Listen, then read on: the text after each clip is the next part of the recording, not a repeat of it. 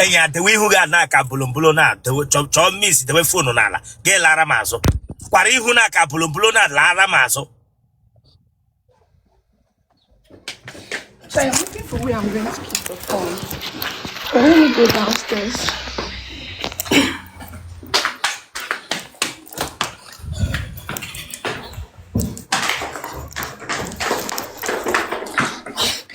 Onye wala wunu find there. Apo onye ihu ya de ka drip ana anga. Onye ihu ya kwara ihu drip ndị mmadụ nọ n'ọrịa na. Ka ebra nga akpọga find there. Ina na comment section onye ihu ya de ka drip ana echighe ndị mmadụ ahụ na adịghị. Ka ebra nga akpọga find there. Onye ihu ya yiri drip ndị ahụ na adịghị na aṅụ. Ka ebra nga edege find there. Ya, bega mo ọsịsọ ya mepụta oge ya o.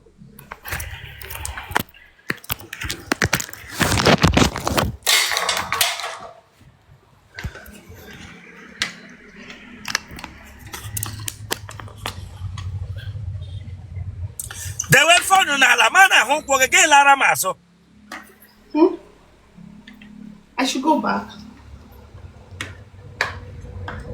Yeah, baby, not today. We phone now, they went like Lara Maso. Give your gas from I should go back. It's Ngazo. We phone the Wenala. Listen to me. We phone the Wenala, like Lara Maso.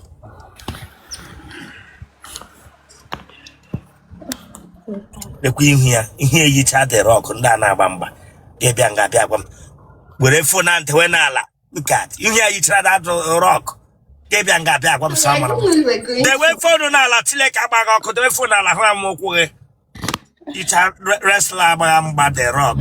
Bianga gonna some Amarama.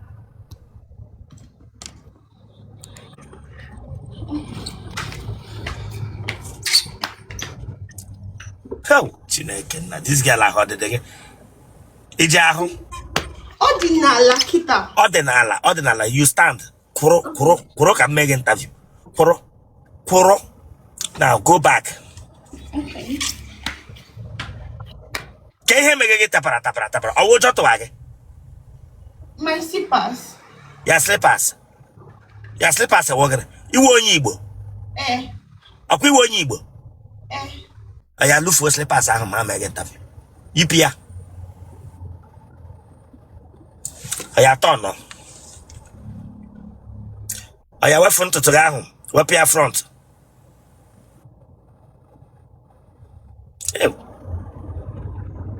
Come on, Nwanyi front. Lele. Ikege yi cha DVD ndana manto na Corolla. Where reverse bia.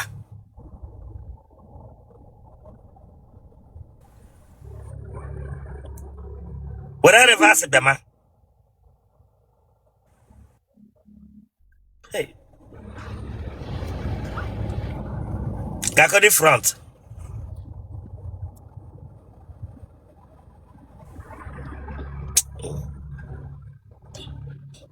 Lie. Come on, Nwanyi, turn my face in front of there. Lie. Why that has for second us? But I'm gonna best me again. Tight. God.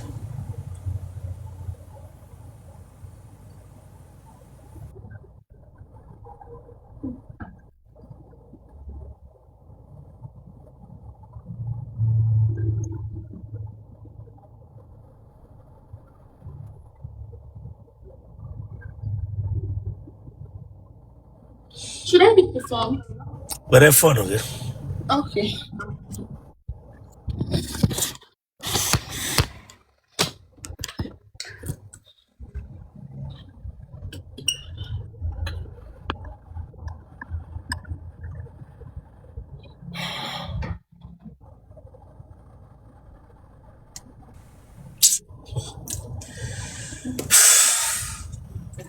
Pagodendo. No. Ba. Donna. Thank you. Donna. Welcome no problem Eboshi. Donna. Imoya mpagewo. Yeah. Imoya mpagewo. Yeah. Ndo. Gini buria. Oh yeah. Gini ka ọ na-aya. Oh yeah. Stroke. Ew. Don't know. No. No, child. You there for left? I'm 25. No be beke no na ma gbaga kanti here. Oti you read this man no gbaga mba akpoga rock. Me who give line bring that your face close to the screen. Oti kwara ihu nde gbaga mba akpoga rock. No that English no ma gbaga kanti nga. Owara ya gbaga. Kwa ba me ihu ko ye gbaga mba bia nga bia 3 man 35. When ihu ga bia na screen o touch like gbaga oko. Look what you hear you chat this guy gbaga mba akpoga the rock. Etakosheze here bring you down. If you laugh here, I bring you down. But I get on your watch.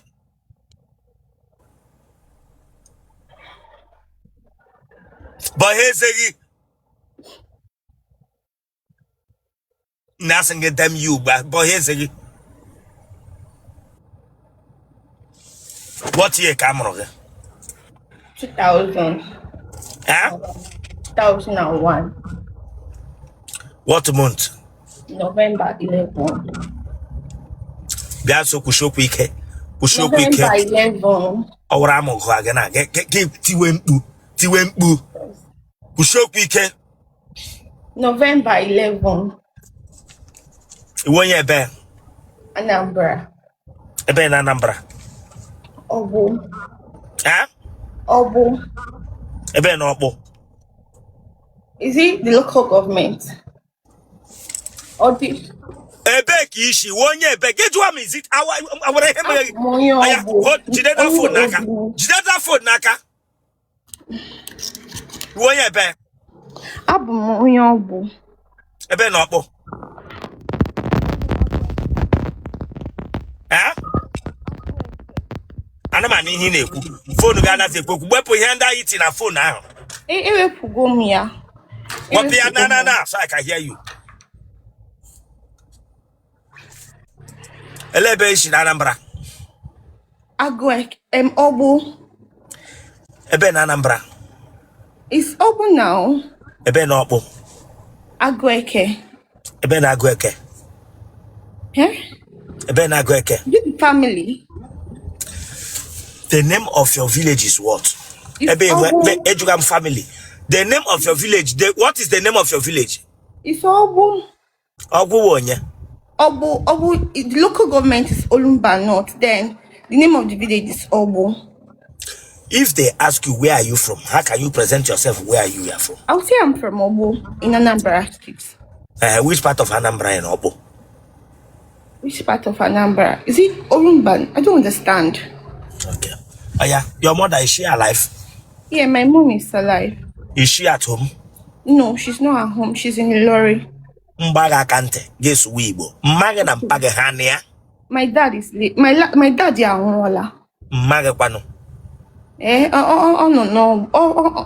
na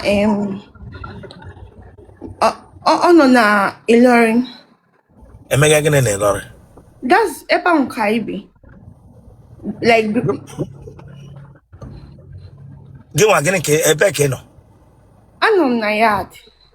Eno na yard. Ngwa kpọ mmage. Kpọ mmage with another phone.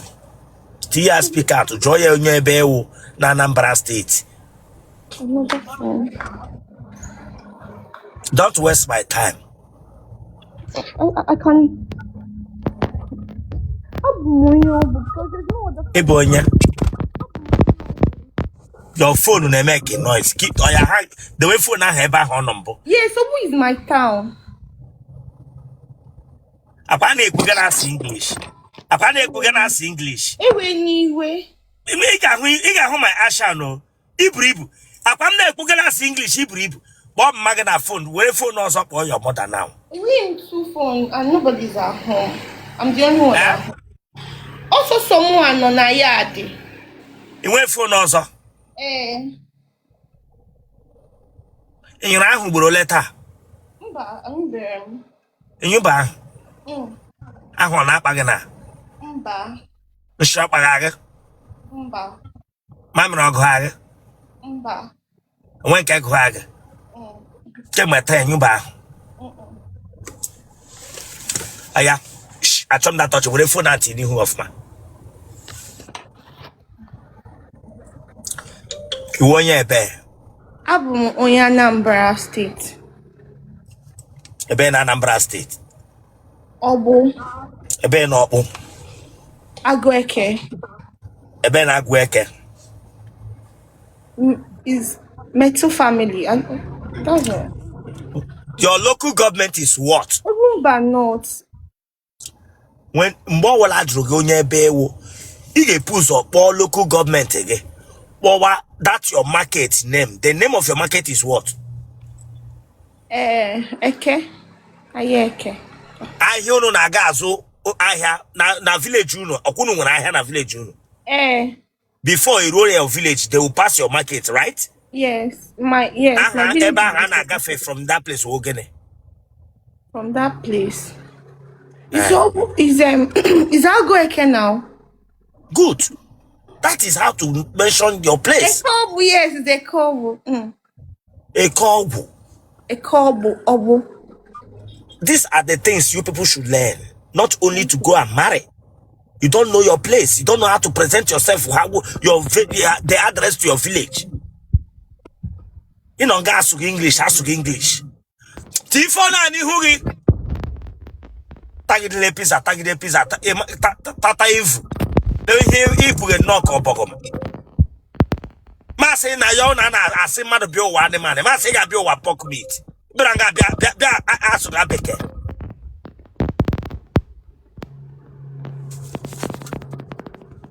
Ibo wale a small girl. Apa nwa ka ibo ga small girl. But I'm here aga ma so small girl. Chileke ba.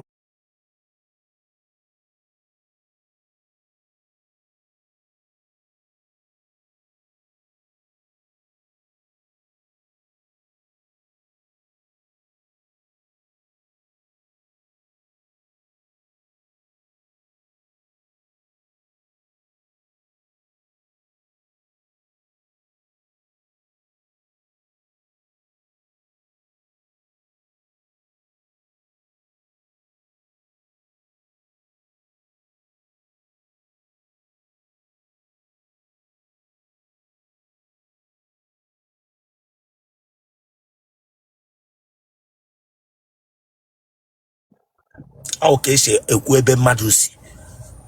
Oh, teshi ekwebe madusi. Yade ka iberi go iberi yade ka mami him name. Sorry about that.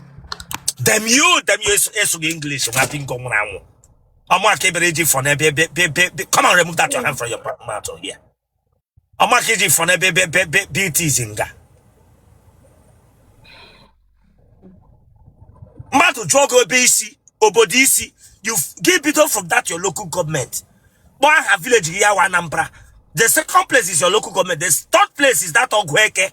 The fourth place is that side you are mentioning. Okay. Any no chesawe patabana family no call limit that cannot tell you where he comes from. No matter how much love he went for that man, is a no for you. Okay. Whether you like it or not. Even if you love that man, you send him to go and get the exact place where he comes from, to know his place. They sure mana be na alo. Ma meriru neri. Ekupu. Don't you know those things are important?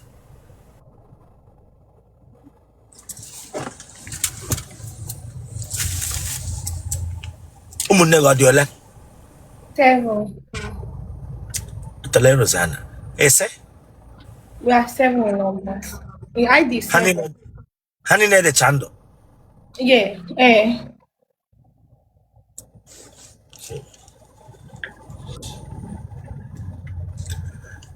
Gele ke na. Mbo a nurse. I mean nurse. Ewo nurse. Yeah. Ewo nurse. Nurse ebe. Nurse umuna amuko. Nurse ugrago. Burago. I'm just graduating. I graduate. Yeah. He mege tebre. Makwakesha amunwa. Of course. Makesha amunwa nwa. Yeah. I'm not joking with you. I'm joking. I'm focused. I'm not. Hey. I want my boyfriend. I think he come in. Okay. If I'm not your inbox, I'm be addressing singing your mango. The drillem Simbia would be a to don't come here, give me a smile, Mesa. Egronos, don't come here. After all, I'm no longer when I get with injection, but I'm Nick, I have one more. Get some be a man. Guess one be a man. Don't come here, get better a base.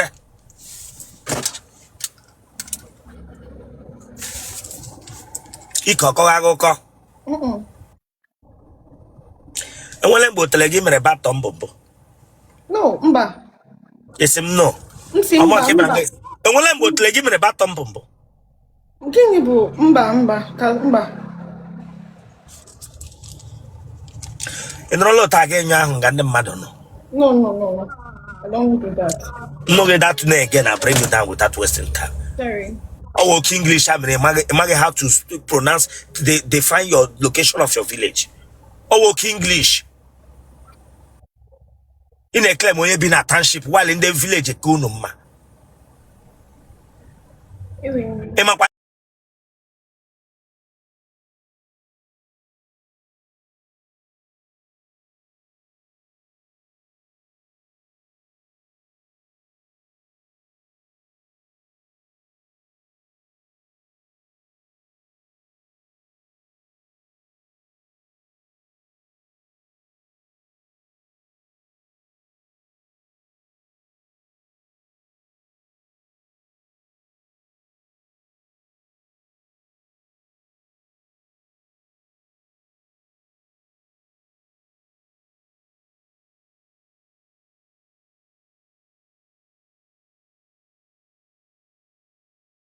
That's how I'll get that party immediately. Okay. Party is a mirror prepu. Mba.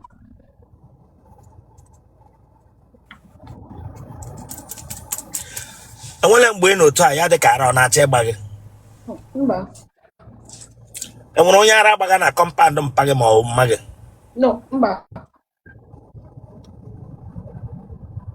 It's illegal Monique and Bugatti a chai. No. Mba.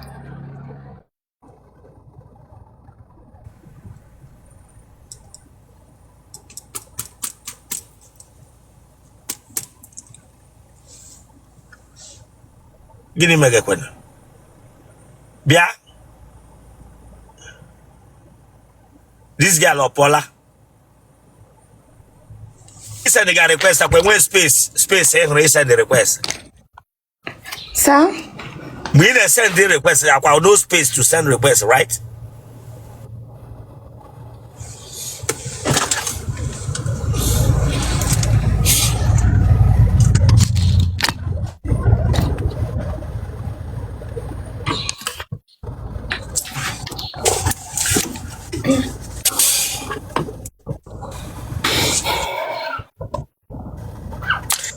Ke ihe chọrọ nwoke na-abata n'ime ndụ gị mere gị ote na chi gị ije eji ya na dibịa na ka ihe nidiri from a man na-abịa ịlụ gị. I just need a kind person. Ogula. Onye dịrị gịnị? Someone that is kind, someone that will understand me. Ogula. Ọgwụla naanị ihe chọrọ. Ị chọghị ego. Ị chọghị ego. When someone is kind, I'm good to go. Let him in by more they kind. Okay, the kind. That means a kind person will do anything for his woman. So. Okay, my Sunday they kind. Okay, my that man who won you state they kind wearing your wine. Or they kind man to church people. They kind to any wine to just no matter laying your wine and soccer away. Any wine de me and soccer away. Okay, my say, and when I walk out they kind of buoy your wine, buoy. Okay, man. When a man have good heart, I don't think he's gonna do that. I could go. English came and gas. Hey, I quite be and gas with English. I quit to get the kind they want a good heart.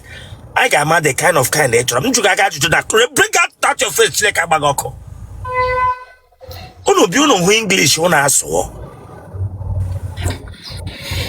You only what you speak, what you look in a seeking for.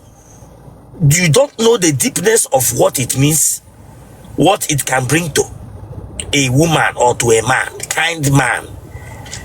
You see, as you are looking for a man, ask God for a man who has a conscience. Okay. When you are talking about kindness, all men are kind. Okay. All kindness ka ga emegi na tagera ga ototowa gi memekwe ga abandon.